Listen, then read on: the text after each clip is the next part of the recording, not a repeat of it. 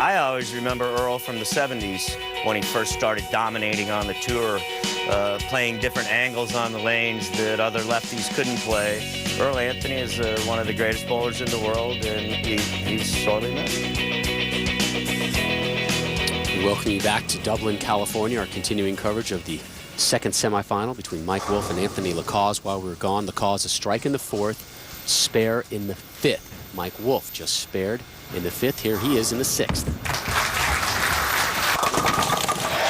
His second strike of the match. Yeah, it's going to be a grinded out kind of day between the bowlers, the broadcasters, everybody, the fans. I mean, this is not going to be Drew Brees airing it out and chucking a lot of touchdowns. This is going to be some banging on the line and some spares that need to be picked up. Yeah, the gloves are off now. This is just bare knuckles, full brawl, no holds barred. I mean, it's time to just suck it up and make good shots. Take your opponent out. LaCause in the sixth.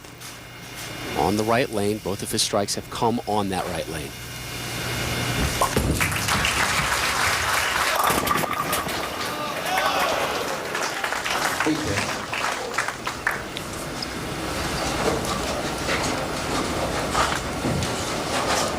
Nothing really standing out like, hey, I think I found the right line. I think I'm going to take over this match. Time to start putting some strikes together. We're still looking for our first double. Tough oil pattern, but some key mistakes in the form of missed spares. We're looking for our first double all day, not just this match.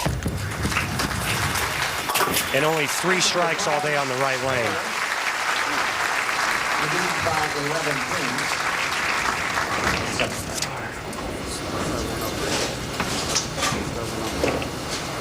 So pair of spares for LaCause in the fifth and the sixth.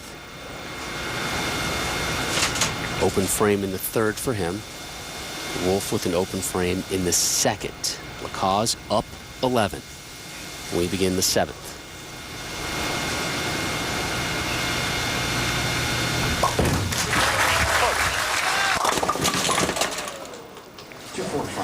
Well, and you can see that Anthony is chasing the oil in, but you heard him say hook. He got that shot just a little bit wide and lucky to only leave the 2-4-5. This oil pattern, instead of being kind of Christmas treed in down the lane, it actually spreads out. And so what happens is when the players move in and they start to open the lane up, if they get an inch too far to the right, it hits a big splotch of oil and it's going to hang all day long.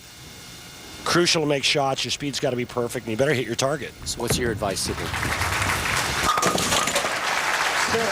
Well, personally, I don't like the outside look. I think it's too sensitive. But also, I think when you make a mistake playing the outside line, I think the consequences are disastrous. I think if you're playing in and you make a little bit of a mistake or you miss a board or two, I still think you'll leave yourself something you can make. When you miss from the outside part of the lane, it's through the nose for a Greek church, like Mike Wolf did in the second. You miss a little bit wide, and it's going to be a washout.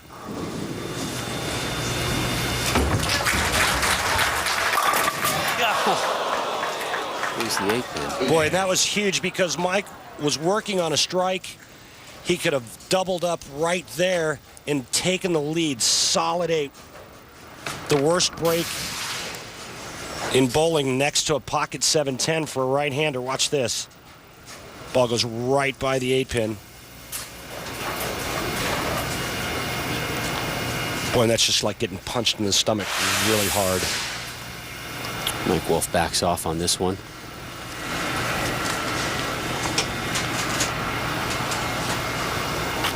And a sage move. Now you have got to be comfortable out here today because this one is a battle between the ears as well. These one-pin spares are freaking people out today. They are freaking them out. Again, I think that's a mistake, especially on a tough oil pattern. When you try to hook the ball at a single-pin spare, I think you should just throw it straight. The match is close. He tries to hook this ball at that spare, misses a fraction to the right, and never makes it back. Fourth single-pin spare missed today. And we're not even through our second men's semifinal. Still to come, the women. ABA Women's Series presented by Bowl.com. Linda Barnes taking on Stephanie Nation. Oh, they must be loving these highlights right now. There you go, Wolfie. And with all intents and purposes, that should be 3 in a row. Right. But it's not. And the failure to convert the single pin spare in the 7th frame after he leaves a solid 8 puts him 20 back. This is a bizarro day right now. Lacaze, non-exempt player from outside of Chicago. His wife is here, his dad is here, his sister is here. Let's see if he can move on to the title game. Up 20. Come on. I got to tell you, Rob, in all my experience bowling on tour and doing television, the events that I've been a part of and watched like this is when a guy like Anthony Lacaze wins. These type of events, grind out, ugly, and all of a sudden this guy just does the right things. He makes the right moves. He makes good shots, gets a couple of breaks, and finds himself holding the winner's check and trophy. Takes care of that. I mean, single pin spare conversions are going to be a big part of the day. We're not going to see a whole lot of 200s today. We'll be lucky if we see one at this rate. Lacaze, just 2 strikes. Set it up. And an open frame in the 3rd. But up 19 as we begin the foundation frame. He is on that left lane, and that has been the lane that has given everybody issues except for Mike Wolf all of a sudden.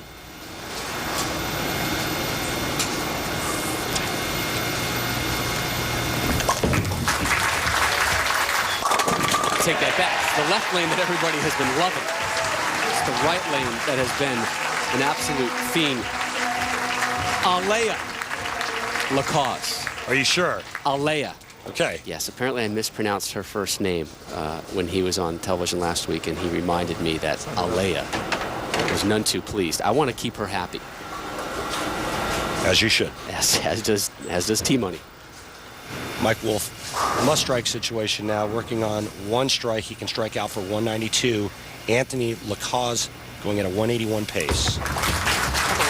Smooth roll. Gets them all the crowd on the right lane. So 2 strikes on the right, 2 strikes on the left for Wolf. Huge time for that strike. Yeah, but even bigger now, 10th frame. 3 strikes here in the 10th frame. He will force Anthony Lacaze to throw 2 to beat him. That solid 8-pin, 7th frame, looming large.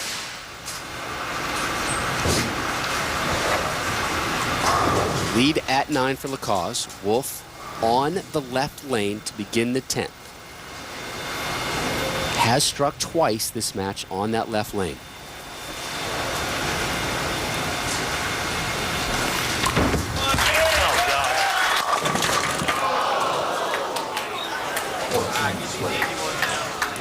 Anthony Lacaze is going to bowl for the title. There's a good shot for you. A little bit left of target, not a lot. May have grabbed it a pinch with his hand, right through the face. And there's the penalty. 4-10 split. What could have been, if only for a solid 8-pin in the 7th frame. I've been on the other side of that. I know what that's like. No fun. You know, you see it on the facial expressions of the bowlers, and you hear it from the crowd. You know, a couple frames ago, after Mike Wolf missed that single pin spare, you heard the crowd just kind of say, all right, let's start clapping here. Let's get these guys back into it. Let's pick it up. This is a tough day. But Lacaze will take it. 4 pins to move on to the title match.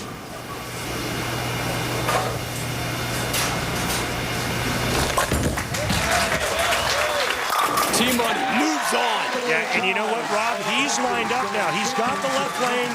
He's playing the right lane completely different. Look out, Mike Machuga. Remember what I said. These are the kind of days where a guy like Anthony Lacaze, a non-winner, it's the kind of day where they end up holding that trophy for the first time.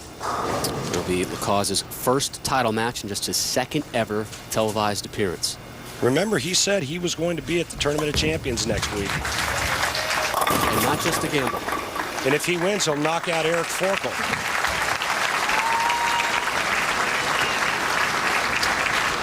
I really like what Mike Wolf has done with a change in his game, going from 5 to 4 steps. Just a couple of mental errors today. Otherwise, he's bowling for the title. But, you know, we talked about it in the first match. You miss single pin spares.